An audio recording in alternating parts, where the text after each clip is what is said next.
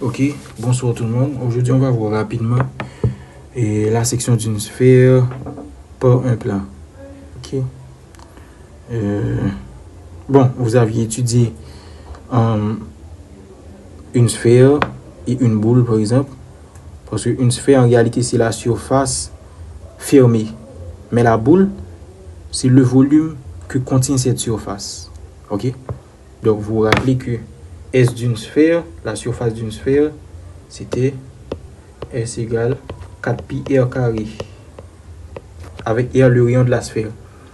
Et volume de la boule, bon, ou bien volume de la sphère, c'est 4 tiers pi par rayon au cube. Ok. Bon, maintenant, ce qu'il faut voir ici, quand un plan coupe une sphère, en réalité, l'intersection du plan et de la sphère, ça forme un cercle. Ok? Ça forme un cercle de centre O'. Ok?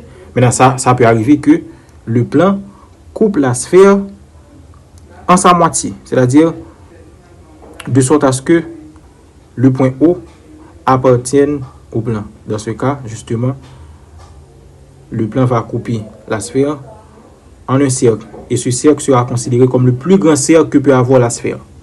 Ok? Son cercle, côté que rayon cercle là, il est tout égal avec rayon sphère là. Pendant que ici, vous pouvez remarquer que OM ici, ok, c'est un rayon qui est plus petit que le rayon de la sphère.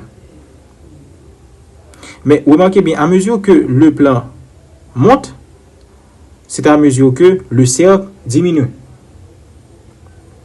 À mesure que le plan descend, c'est à mesure que le cercle, le rayon du cercle augmente jusqu'à atteindre le rayon maximal de la sphère.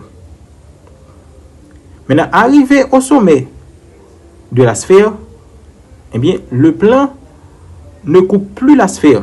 Le plan rencontre la sphère simplement en O'. Ce cas-ci. Ok? Donc, ça, c'est une vue latérale. Donc, la droite que vous avez vue, en réalité, c'est le plan qu'on voit de manière latérale. Donc, ici, le plan coupe la sphère.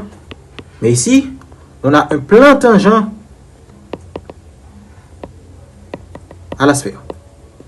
Donc, on retient là les deux positions que peuvent avoir un plan par rapport à la sphère.